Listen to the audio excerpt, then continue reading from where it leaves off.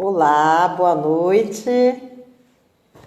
Aqui estamos nós para mais uma revoada, iniciando a nossa semana de revoada feminista. Daqui a pouquinho a gente entra com a Risolene, ela já está aqui, já pedindo para entrar, e nós vamos começar no horário, nossa revoada, ok?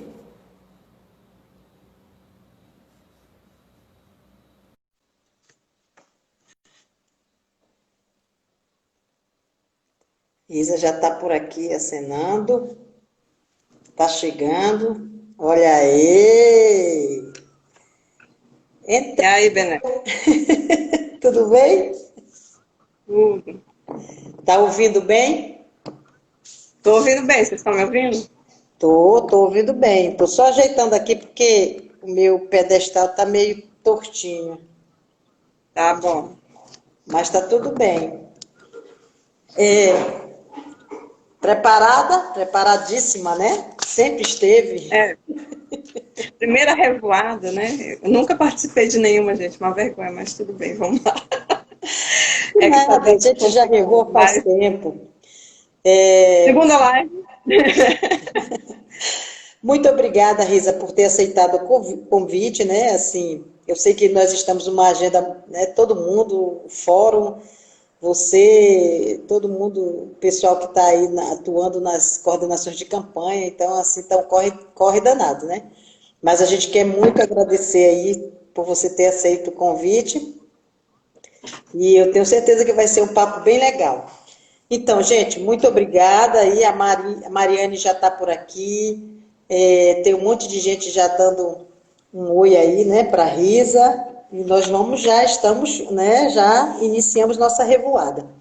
Bom, primeiro eu gostaria de dizer que essa semana nós vamos realizar todos os dias, nesse horário, às 20 horas, que é o horário de Brasília, nós estaremos realizando a Semana da Revoada Feminista. Então, a gente inicia hoje, na segunda, e aí a gente vai até sexta. Sexta-feira a gente vai fazer uma grande revoada, né? Não vai ser pelo Instagram, porque aí não tem como, vai ser por outra plataforma, provavelmente pelo Zoom, mas nós vamos divulgar o endereço para as pessoas participarem, porque nós teremos no dia 7, que é o dia em que a gente vai estar fazendo alusão aos 14 anos da Lei Maria da Penha, né? Então, essa semana, nós realizaremos a revoada todos os dias, que é para a gente também fazer alusão a essa conquista, né? A conquista do movimento de mulheres, a conquista da luta feminista em defesa dos direitos humanos das mulheres, né? Então, a Lei Maria da Penha representa muito isso, muito da conquista dos movimentos de mulheres e da luta feminista no Brasil, sobretudo, né? E aí, no dia 7 nós vamos ter uma convidada super especial, que é uma professora, é, ela é a Mariana Basso, ela é promotora de justiça do estado do Paraná, mas é, assim, autora de vários artigos, né, de obras que tratam dessa questão do processo, né, de luta e defesa dos direitos humanos. Então, assim, vai ser bem legal. E aí a gente quer, assim, contar com a participação, claro, de todo mundo, que a gente possa estar ajudando a divulgar. Eu sei que no dia 7 vai ter vários eventos, né? A gente vai estar, na verdade, desde de cedo a gente vai estar, nós vamos participar de vários eventos, porque tem muitas agendas. Mas à noite a gente vai fazer às 19 horas, né? Vamos reduzir o horário, até porque aí já vai ser tipo uma conferência, né? Então vai ter que é, adiantar os horários para não ficar tão tarde, ok? Mas lá, vamos lá, Risa. Bom, a nossa revoada feminista, ela iniciou dia 23 de junho e com o tema dos direitos sexuais e reprodutivos, e essa ideia ela surgiu de um grupo de médicas feministas, ginecologistas e obstetras, que começaram, né, perceberam a importância de trazer novamente o tema dos direitos sexuais e direitos reprodutivos, tendo em vista toda aquela o desmonte, né, do governo federal sobre as políticas de saúde, principalmente das mulheres, né, sobre as mulheres, sobre a questão das mulheres na questão dos direitos reprodutivos, né? E aí começou, então, esse grande levante aí das médicas feministas, e a doutora Aida Peré, que a gente conhece tão bem, nossa parceira, amiga, companheira de luta e jornada, ela comprou a ideia e trouxe para a gente, trouxe para o fórum, para o De Novo Não, e aí a gente também comprou, e aí a gente está revoando desde o dia 23 de junho. E aí a revoada, ela tem a revoada feminista, ela tem esse significado, né, de união. Né? Os pássaros, quando eles iniciam a revoada, eles caminham, eles voam junto, para que eles possam chegar no lugar da revoada, no final da revoada, eles possam chegar juntos, né, todos juntos. Então, por isso foi pensado, né, esse nome Revoada Feminista, porque, igual a nós mulheres, nós também queremos, né, fazer com que todas as mulheres, de fato, tenham acesso aos direitos sexuais e reprodutivos, às políticas públicas, né, não tenham seu direito violado, que possam viver uma vida livre de qualquer violência, de qualquer tipo de coerção ou discriminação, a sua opção ou escolha sexual, né? Então, e, sobretudo, romper com os ciclos de violência, né? Então, nós, quando pensamos em continuar com a agenda da Revoada Feminista,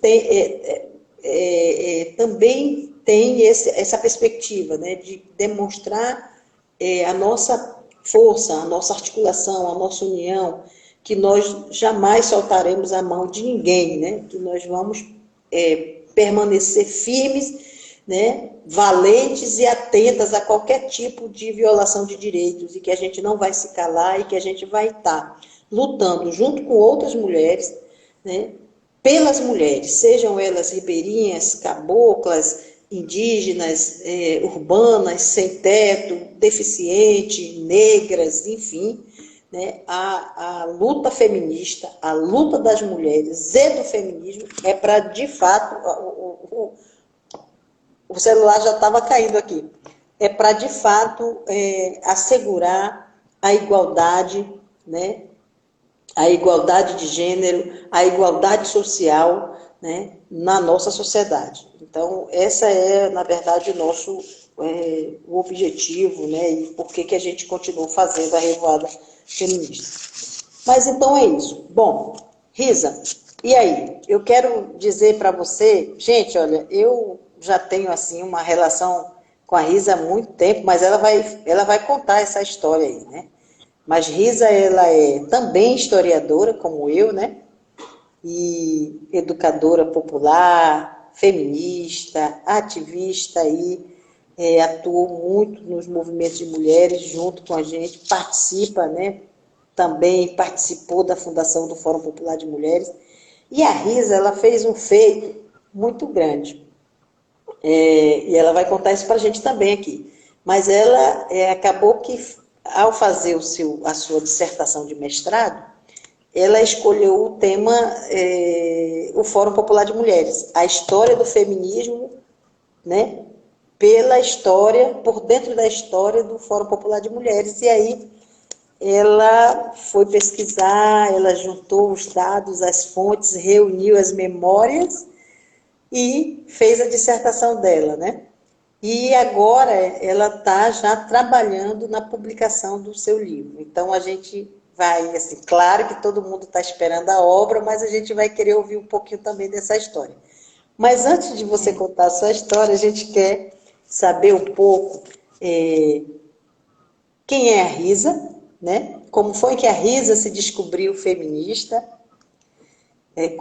quem iniciou a Risa. Aqui tem uma história de iniciar, mulher. É um negócio de iniciar. Ah, fulana me iniciou. Eu digo, valei-me Cristo. Então é isso. Quem é a Risa? Né, como é que foi esse encontro entre a mulher Risa e o feminismo? a sua história de luta, o que, que você está vendo dentro dessa perspectiva aí, dentro do que a gente está vivenciando hoje, sobre as questões que afetam as mulheres e a pandemia, né? Assim, a gente sabe que a realidade nos trouxe muitas surpresas, né? E aí eu gostaria de que você começasse aí por esse ensaio de risa para risa. Tá Contigo. bom, gente. Então tá. Para mim é sempre bom falar sobre a minha história, né? Porque na verdade ela começa com o sentimento de realmente exclusão. Num lugar que eu jamais pensei que eu sentiria, que foi a universidade. Né? Quando eu entrei na Unil, no curso de História, na minha época, não é igual hoje, né, que tem mais mulheres, mas eram 36 homens, 34 homens e 6 mulheres na minha turma. E durante o curso, já no primeiro e segundo período, havia uma discussão sobre a antiguidade, a história antiga, e os colegas nossos apelidaram todas as mulheres de sem alma. E toda vez que a gente ia falar, maravilhosos. Quando nós íamos falar, professor, não deixa essa sem alma falar, professor. E aquilo foi me irritando, né? E eu vivia na universidade de manhã, de tarde e de noite, se deixasse. E aí eu comecei a ler na biblioteca. Aí dei de cara com Simone de Beauvoir, olha só o que aconteceu. Aí eu falei, é assim, A Simone de Beauvoir te iniciou, que chique! Foi. Aí eu falei assim, é assim, é desse jeito, é? Tá bom. Aí nós organizamos, eu e Luciana Basílio, vocês conhecem, a maioria aqui, acho que está aqui, conhece a Luciana Basílio, minha companheira de graduação. Aí nós falamos, não vou chamar mais a gente de sem alma, não.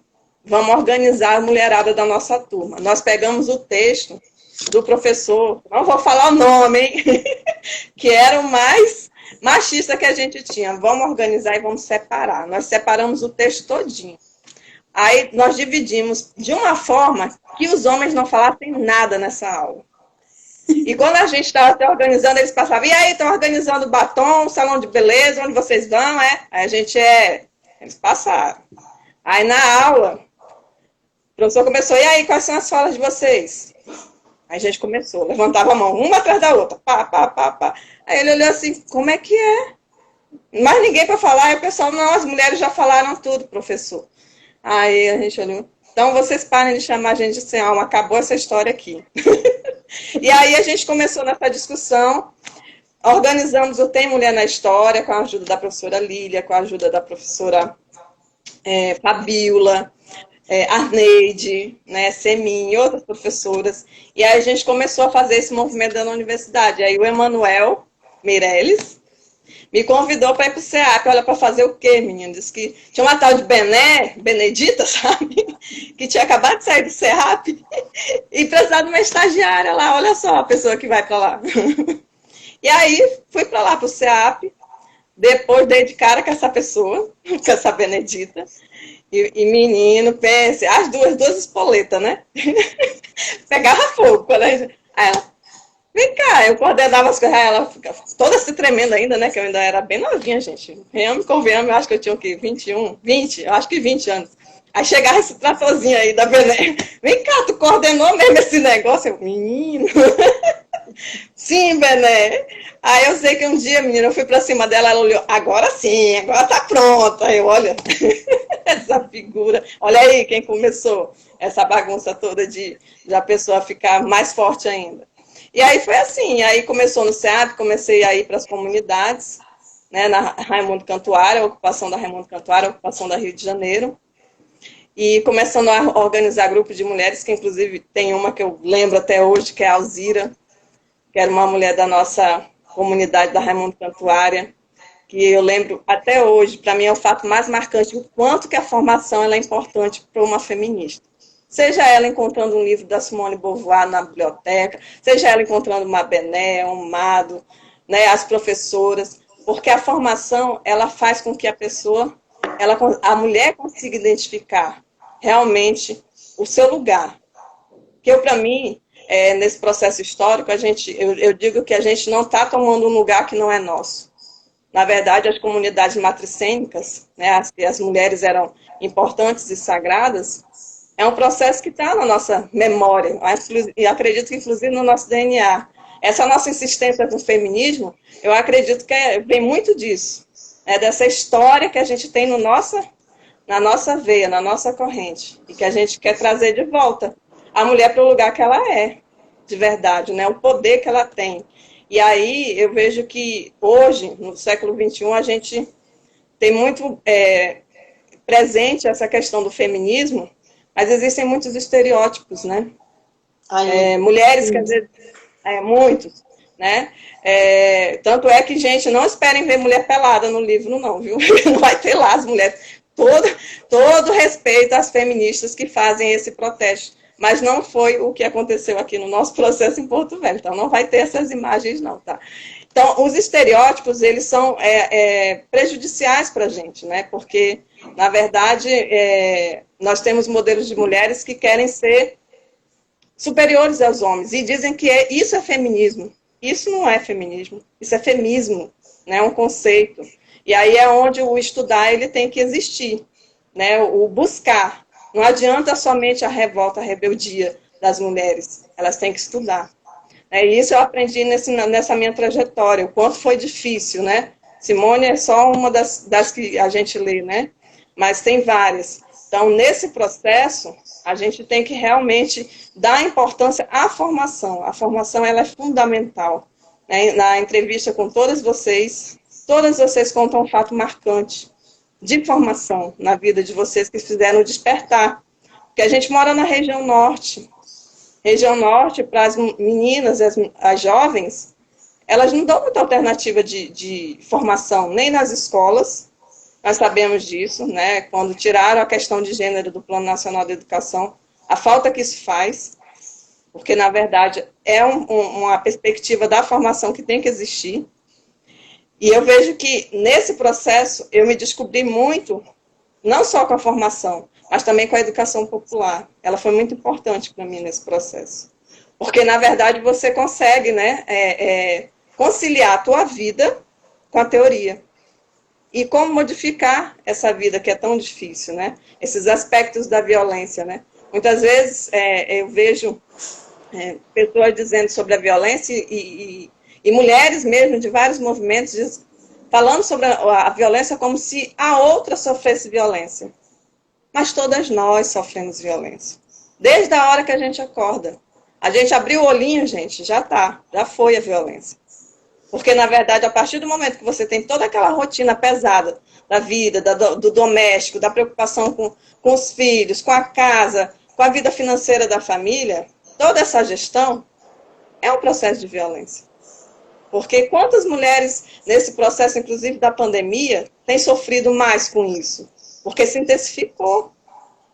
A gente tem se intensificado nesse processo de querer ocupar todos os espaços. Eu falo assim, não quero ser a supermulher, não quero ser a Mulher Maravilha.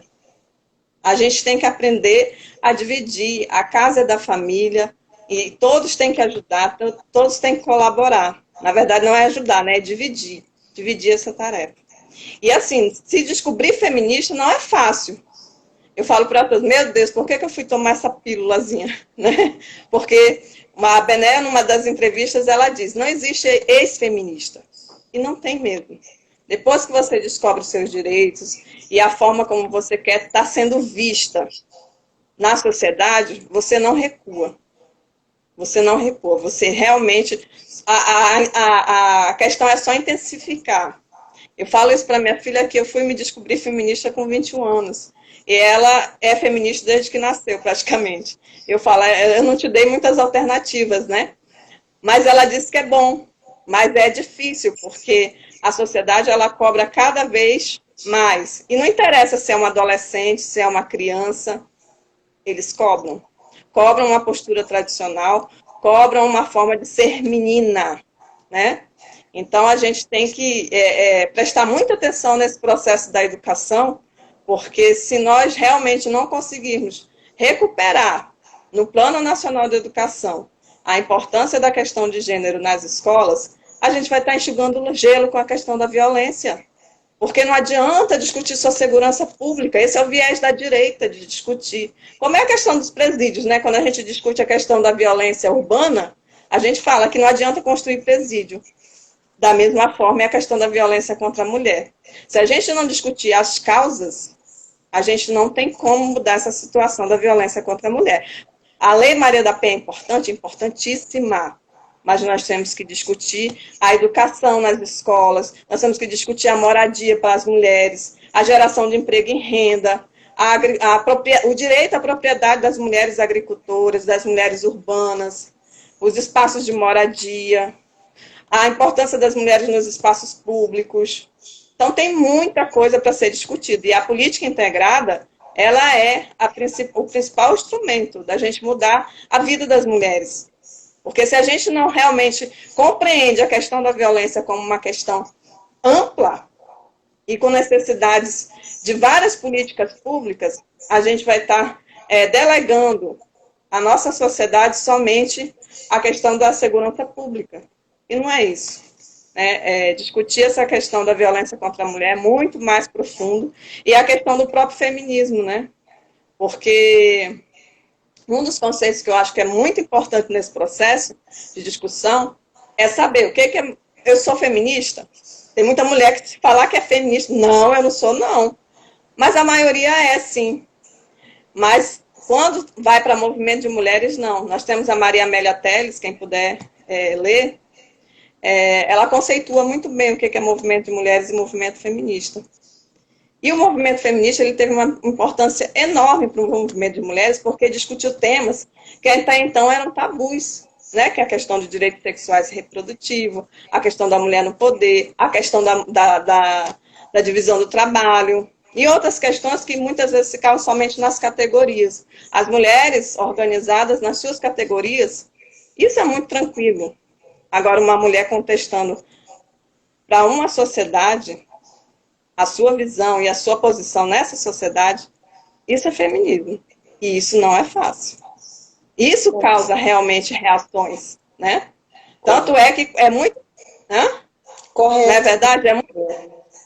É muito fácil a gente identificar, por exemplo, nos sindicatos, a questão coletiva de mulheres. Ótimo, tá? Muito bom, maravilhoso. Agora coloca assim, tá, agora é atividade do feminino. Não precisa disso, não. Já tem um coletivo de mulheres. Não precisa discutir feminismo, para que vai discutir isso? Então, a gente tem toda uma questão ainda a avançar nessa discussão do feminismo. E a gente aqui em Rondônia, mais ainda, né? Porque quando a Bené fala que... Como é que surgiu essa ideia? Surgiu, na verdade, da necessidade. Quando eu olhei na biblioteca da Uni, em várias bibliotecas, que nessa época a internet ainda não estava tanto como a gente tem hoje, né? Que não tinha nenhum registro dessa história, eu falei, agora tem que fazer, né? Essa história do movimento feminista. E essa história, ela é diferente, né? Aí vocês vão me perguntar, mas o nosso feminismo se enquadra em qual tipo de feminismo, né?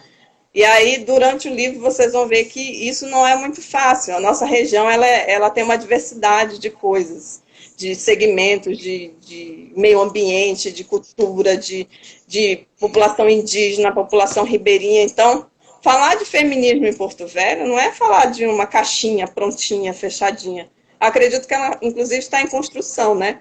Porque nós temos, na sua origem do feminismo em Porto Velho, a diversidade, a educação popular, a cultura, tanto é que o Canta Mulher ele vem muito, né, dessa trajetória também. Então, o feminismo de Porto Velho ele é muito atípico. Ele tem características muito interessantes, que inclusive eu acredito que em outros lugares não tem essa diversidade, né, de ações, né, porque o Fórum fez isso, né, essa interlocução e essa interação entre essas mulheres. Mulher indígena, mulher extrativista, mulher ribeirinha, questão do mama, a gente se destacar a nível nacional e depois voltar para o local, né? Porque muitas vezes, tão distante Rondônia, quantas vezes eu fui para alguns encontros e ouvi essas coisas, né? Mas, na verdade, a gente está aqui na região norte, mas nós temos livros, nós temos internet, nós temos informações. Muitas vezes eu vejo, vem o fulano de São Paulo falar, ou a fulana, né? E, na verdade, a gente não precisa disso. Nós temos nossos fulanos e nossas fulanas daqui. que tem muito conhecimento, muita propriedade do que faz, seja nos movimentos sociais, seja na academia. O que a gente precisa é dar visibilidade, né? E quando eu falei para a Bené e para as meninas do fórum, quero lançar esse livro dessa dissertação, não é uma questão pessoal, é uma questão realmente de registrar na história, porque atualmente tem muita gente que fala, sou feminista, faz movimento feminista, mas desconhece a história do feminismo do próprio município, né? Acha que está inventando a roda, e não está. Né? Na verdade, vocês fizeram uma grande trajetória, e tudo que a gente tem hoje, de casa-abrigo, de espaço mulher, centro de referência de saúde da mulher, o próprio Conselho da Mulher, que desde 98, né, vocês fazem a comissão para o Conselho, depois foram para a Câmara, fizeram toda uma discussão, é resultado dessa luta, seja ela movimento feminista ou movimento de mulheres. Então, nós temos um processo muito grande para colocar nessa história. Porque a nossa história de Porto Velho, ela praticamente, das mulheres, elas falam das mulheres pioneiras. Só das mulheres pioneiras. É isso, eu acho que... É a esposa do general, a esposa do Jorge Teixeira, a esposa de não sei... Enfim, não vou nem citar os detalhes. Eu acho que, assim, o grande desafio, na verdade, né, nosso e seu, é registrar essa memória, essa história, saindo dessa linha, né, dessa zona de conforto de contar a memória, seja do estado de Rondônia, seja de Porto Velho, a partir dessa visão bem da primeira-dama, da mulher do coronel, sei lá, enfim, e a gente não tem isso, né? A história de Rondônia e a história, quem conta a história de Rondônia e a história de Porto Velho, conta a partir de um olhar muito masculino, né? Apesar da Estrada de Ferro ser extremamente feminina, mas toda a contação dela, da sua história, né? Ela é bem muito com o olhar masculino, né? Dos imigrantes, dos ingleses, né? Dos americanos, dos colonizadores, né? E é sempre no masculino. Você não consegue, né? Assim, acho que tem uma pesquisadora da Uni recentemente que escreveu alguma coisa sobre os barbadianos, mas foi buscar uma negra, né? A Cleide Blackman. Acho que exatamente, né? Acho que é exatamente. Então, assim, minha colega de mestrado. Mestrado, né? Eu assisti o trabalho dela, acho que eu assisti a apresentação dela. Mas, assim, é necessário a gente fazer isso, né? Contar essa história, porque, por exemplo, uma das coisas que eu lembro, quando eu estava gestora da pasta da assistência social, me chamaram para um evento da criança e do adolescente, e aí, assim, como eu era gestora, eu não era do movimento social, não era sociedade civil, então eu tinha que ouvir muita coisa, né? E o pessoal da sociedade civil estava, assim, muito bravo mesmo.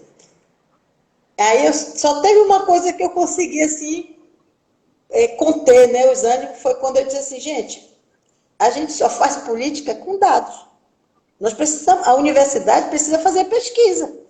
A universidade precisa mostrar, e a sociedade civil e todo mundo, precisa mostrar dados. Quais são os dados de crianças e adolescentes vítimas de violência, ou sei lá, desabrigada, população de rua. E aí, foi nesse momento que a gente teve uma professora que ela disse assim, tá aí que é verdade isso, né? O que não está registrado, gente, não tem. Não é história. Não é história. Não é lembrado.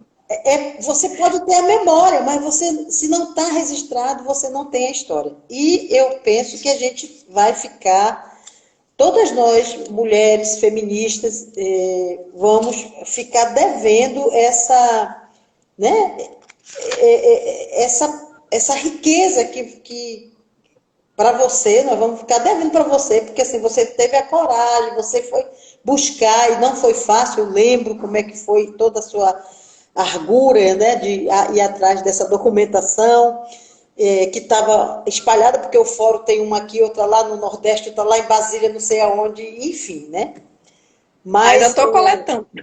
mas é muito importante para nós, assim, eu assim, me sinto muito. Eu estava muito triste, porque eu já tinha te convidado para fazer a revoada, eu estava triste, eu falei, pai, eu digo, Ida, eu não acredito que a Isa não vai revoar com a gente, porque ela precisa falar, né, dessa história, dessa trajetória. Ela teve a coragem de registrar, e isso a gente vai ficar te devendo. O fórum vai ficar te devendo isso. Vai nada, que eu ainda vou fazer o volume 2. Foi como eu consegui resolver a minha loucura com esse livro, gente. Porque quando eu entrei no centro de documentação, eu achei o livro do Aloysio Albuquerque, que fala das mulheres de Rondônia. Foi aí que a minha revolta veio maior, né? Com essa história de pioneiros. Eu falei assim, não pode ter só essa caixinha. Tinha só uma caixa, gente, no centro de documentação, tudo bagunçado. E uma cópia desse bendito livro do Aloysio Albuquerque, que é jornalista, né, daqui. Aham. E ainda bem que ele fez, né? Mas ele fez nessa perspectiva de pioneiras, né? É. E eu falei, não vai poder ter só isso e só uma caixinha, não. Né? Então, nós vamos realmente fazer esse processo como primeiro registro. Resolvida a situação das fontes, que a gente colocou volume 1. Pronto. História do movimento feminista, volume 1, porque vai ter o volume 2, porque tudo que ainda falta registrar. Então, essa pesquisa ela vai continuar, porque nós temos que realmente registrar os meandros que vieram das políticas públicas, porque vieram várias questões que têm que ser registradas. O próprio fórum passou por vários processos de transformação, algumas instituições, alguns grupos feministas vêm surgindo de 2009 para cá, porque a minha pesquisa vai até 2009. Né? Sim, então, nós muitos. temos processo de registro histórico que ainda falta fazer. Então, nós vamos ficar no volume 1 agora, né, para esse ano ou ano que vem. Né? Vai depender aí muito dessa pandemia também, dessas discussões. Mas eu estou muito empenhada para ele sair esse ano, viu, Bené? Eu sei. Aí, ano que vem, a gente fazer os 30 anos do fórum. É outro ano que vem. Eu estou querendo que saia ano que vem. A Bené é ano que vem, gente, mas vamos ver. E aí, nesse processo de discussão do Fórum Popular e do próprio feminismo, né, de Porto Velho, a gente tem uma riqueza enorme, que tem que ser registrada, tem que ser divulgada, e tem que ser também amadurecida, porque eu acredito que a contribuição que vocês deram para o nosso município, para o nosso estado, de colocar o feminismo aqui como uma pedra fundamental. Vocês fizeram isso, vocês colocaram a pedra fundamental do feminismo em Porto Velho. E também no estado, né? Porque dessa pesquisa toda eu percebi que Porto Velho é o foco do feminismo mesmo, né? Por mais que a gente tenha alguns lampejos no interior do estado, mas o foco está aqui, é Porto Velho.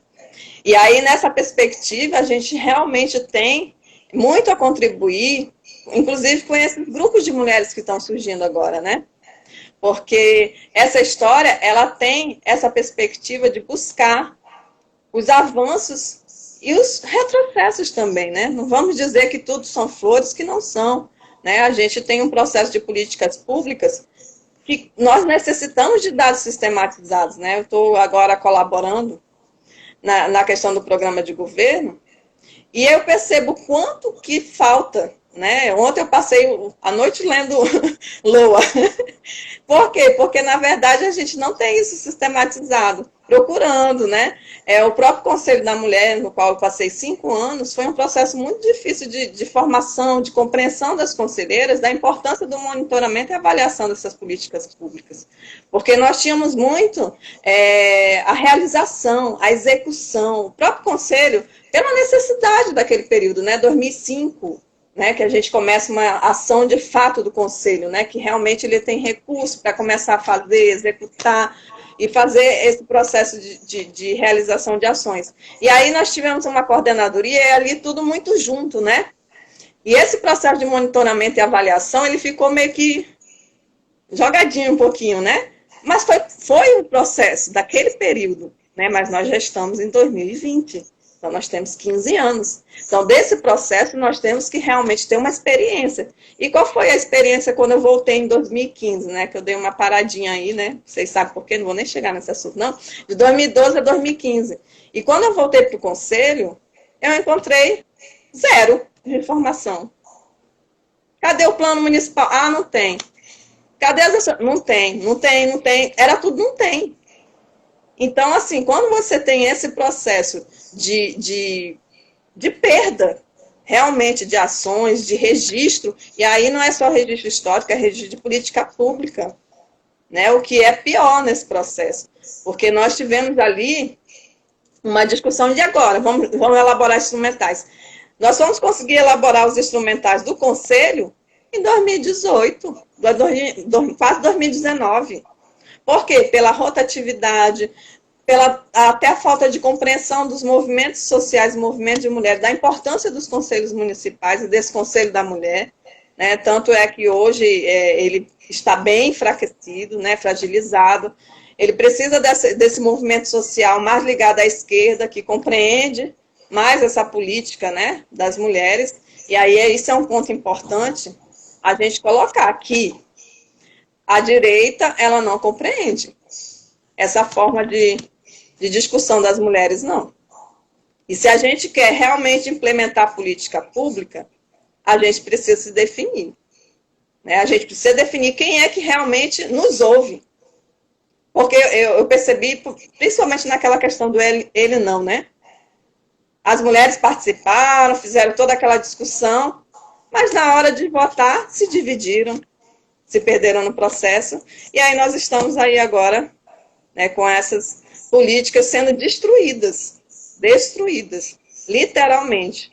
Porque você tem um conselho que não tem o básico, que não tem uma secretária, que não tem um motorista, que você tem 2 carros parados e fica lá porque o executivo não quer fazer a manutenção.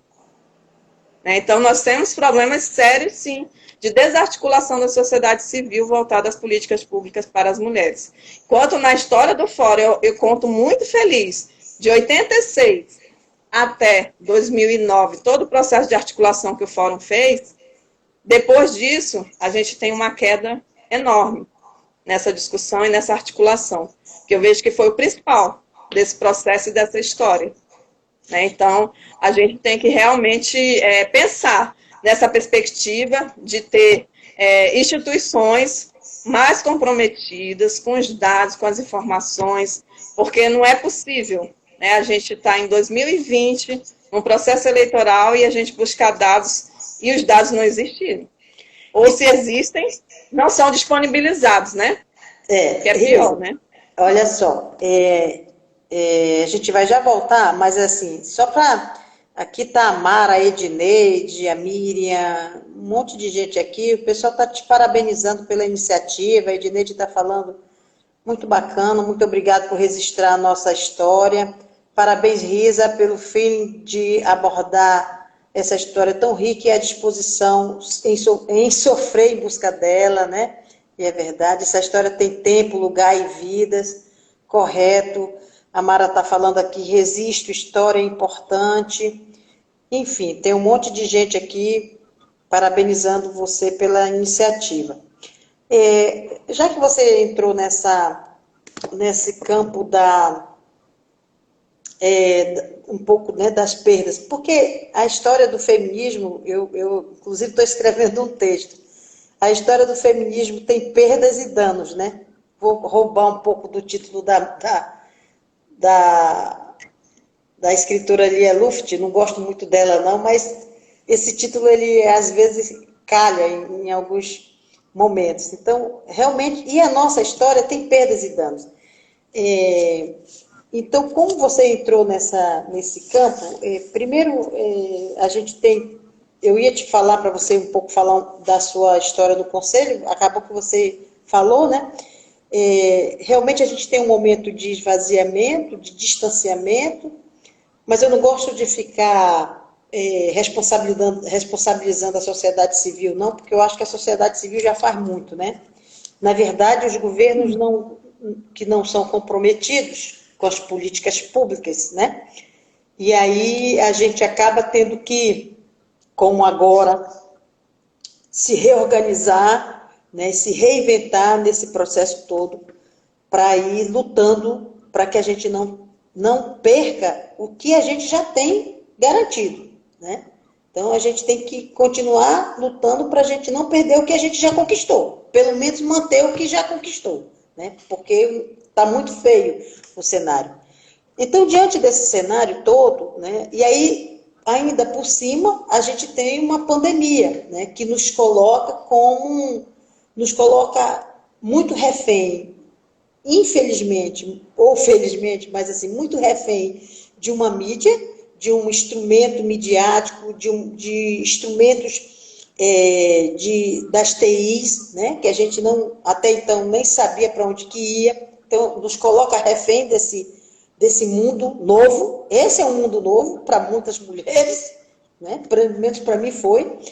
E, ao mesmo tempo, também nos coloca refém dos nossos agressores, né? Assim, a gente está vendo o aumento das denúncias, né? Da violência doméstica, sobretudo por conta desse confinamento, né? Então, as mulheres e meninas acabam ficando refém do agressor. E ainda agora você tinha falado que a gente precisava retomar essa discussão, né, das relações sociais de gênero para a gente compreender esse contexto, o contexto de submissão, de opressão, né, das mulheres, inclusive nesse tempo histórico, né? E é fato isso, né? É fato. E aí eu digo para você que é preciso retomar mesmo esse diálogo com a perspectiva de gênero no campo acadêmico e no campo da educação popular e da educação formal, porque senão a gente vai ficar criando desculpa de que é porque o cara ficou desempregado, é por conta da pandemia, é por conta do álcool, sei lá o quê, né? E que, na verdade, a gente sabe que tem toda uma relação de poder e de enfrentamento, né, que se baseia nessa divisão sexual, né? Nessa divisão sexual e na divisão dos papéis. Então, Risa, mas, caminhando seguindo em frente, eu te digo o seguinte, como apostar agora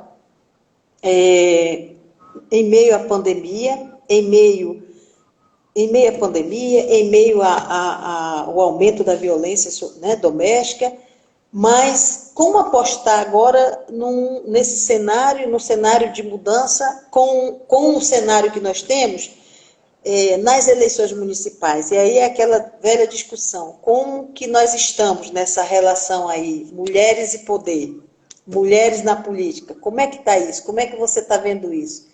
Que futuro nos aguarda nesse processo? E aí eu estou falando no âmbito, né, nacional, também local, obviamente, né? Ok? Uhum. Então, eu vejo que o primeiro ponto que nós temos que valorizar, enquanto sociedade civil, enquanto mulheres da sociedade, é o que nós já temos de serviços públicos, né? Nós temos também muitas mulheres à frente desses serviços, né? Durante o processo do conselho, eu pude ver o quanto que é difícil ser uma servidora lutando por direito das mulheres com uma gestão que não te dá condições, né? Com, às vezes, muitas delas, acompanhei tirar do próprio bolso para comprar EPI, para poder dar um dinheiro para poder a mulher pegar um táxi, que às vezes o carro da prefeitura estava quebrado. São questões que parecem ser pequenas, mas não são. Porque, na verdade, é uma infraestrutura que nós conseguimos realizar enquanto uma gestão democrática e participativa, mas que foi se perdendo. E não adianta dizer que perde-se só no papel. Você perde isso no dia a dia da gestão pública, né? Quando você não consegue atender uma mulher a contento, porque realmente existem outras questões. Eu fiz algumas fiscalizações na Casa Abrigo. Nossa, a Casa Abrigo recém reformada, com chuveiro pingando, banheiro entupido. Parece assim, Risa, tu vai falar dessas coisas, mas são questões que você sente na pele, né? Não adianta a gente vir com um discurso bonito aqui e dizer, ah, não, dá para mudar. Dá para mudar sim, mas nós precisamos de uma maior participação, de uma maior efetivação. Nós precisamos de formação. As nossas mulheres, na sua maioria, não podem deixar que essa discussão vá somente para a questão da assistência social. Nossas candidatas a vereadoras, né, a prefeita, e a gente tem que realmente sensibilizá-las, né? Olha, a discussão da mulher não é só discutir Secretaria da Assistência. Você também tem que discutir a Secretaria de Educação, as creches, como é que estão as creches, o acesso da mulher à educação, a Secretaria de Regularização Fundiária Urbana. Como é que estão as mulheres? Elas estão realmente acessando o programa de moradia? A questão de geração em renda. Essas mulheres estão sendo formadas só para fazer o pano de prato, a unha, o cabeleireiro, ou estão também sendo preparadas para fazer a gestão desse dinheiro. Quer dizer, o dinheiro é meu, não é seu, não vai para a casa inteira e eu não vou ter direito a discutir para onde vai essa minha geração de renda. Né? Então, são propostas que nós temos que discutir enquanto prefeitos também.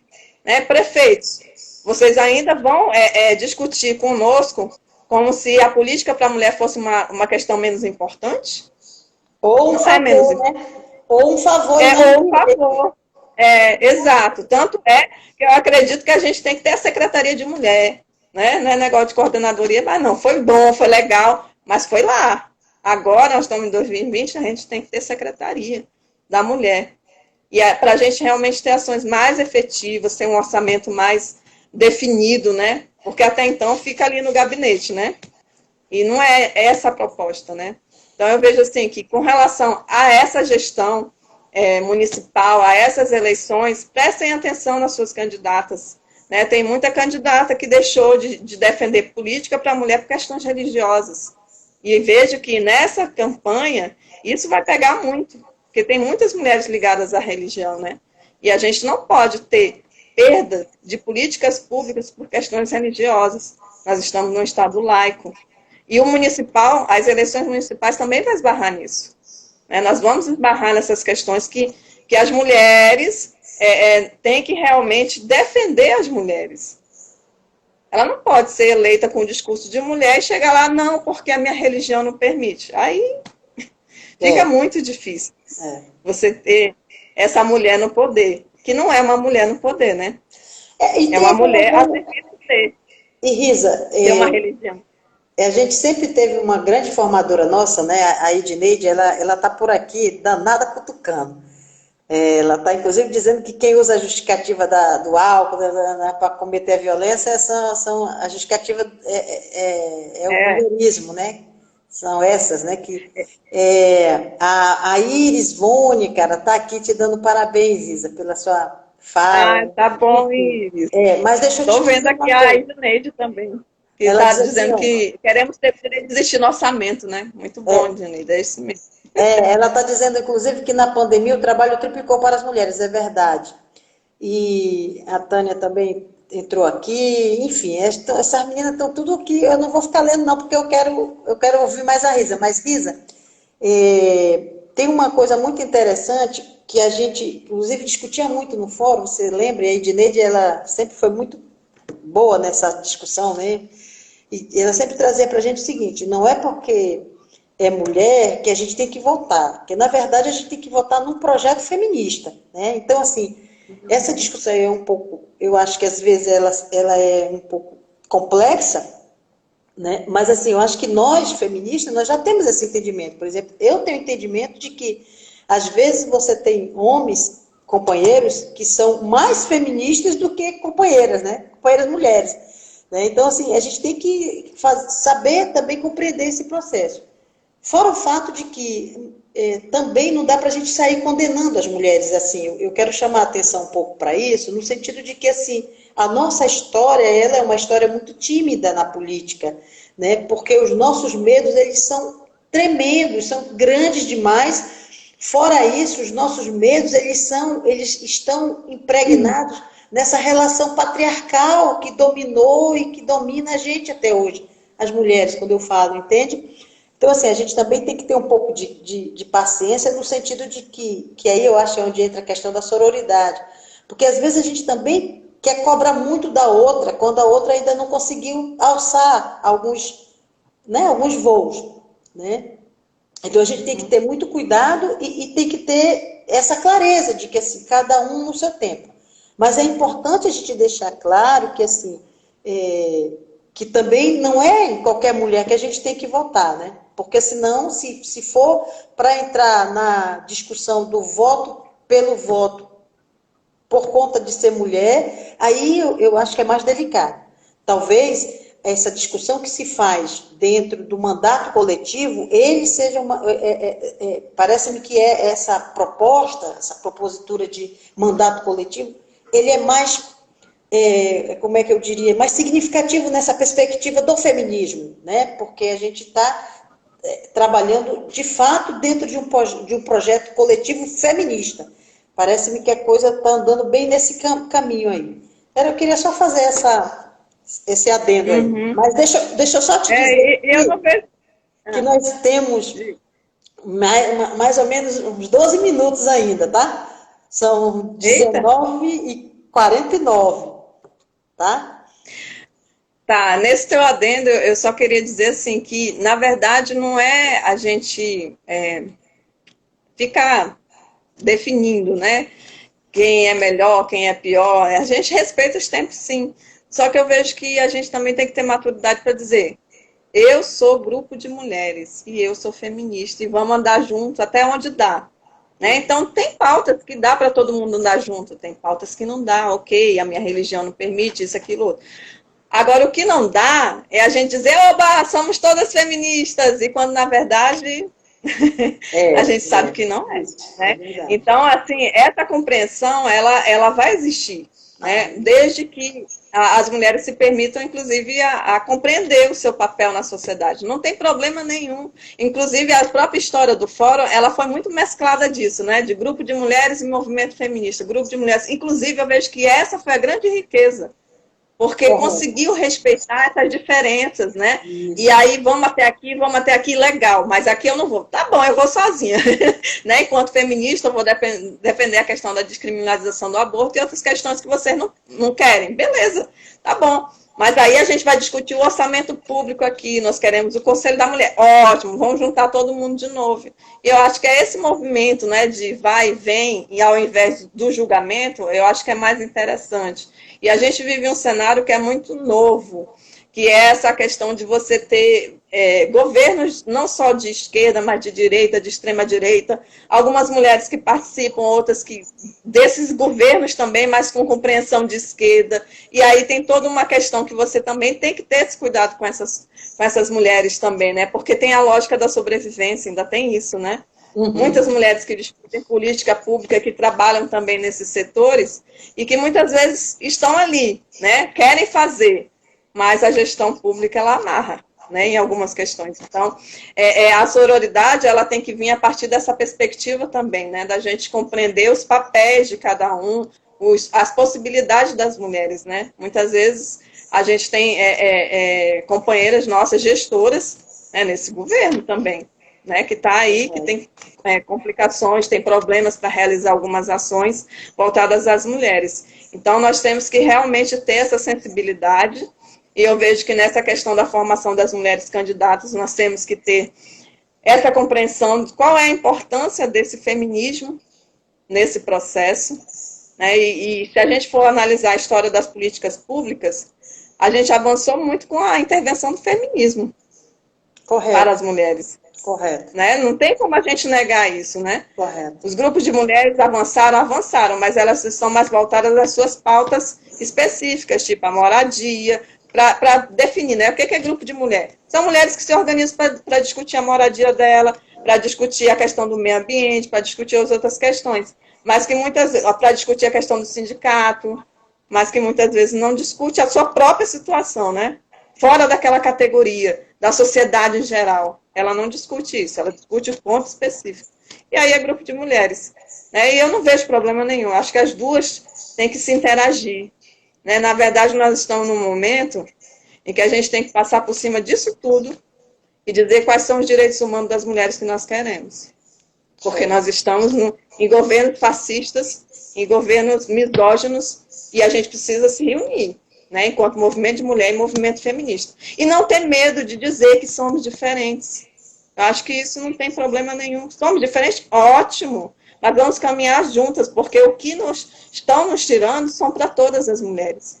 Feminista, grupo de mulheres, são todas que estão perdendo e muito. Né? Então, nessa perspectiva, a gente tem que realmente se organizar, discutir muito e não bobear, tanto nas eleições municipais como nas eleições que vão vir já em 2022, né? Está bem aí. Então, a gente já tem que fazer todo o trabalho de formação com as mulheres. A gente precisa dominar essa rede social, né? Essas dificuldades que a gente tem aqui de conversar, de entrar em live, não sei o quê. Tem que dominar, minha filha, dá o teu jeito.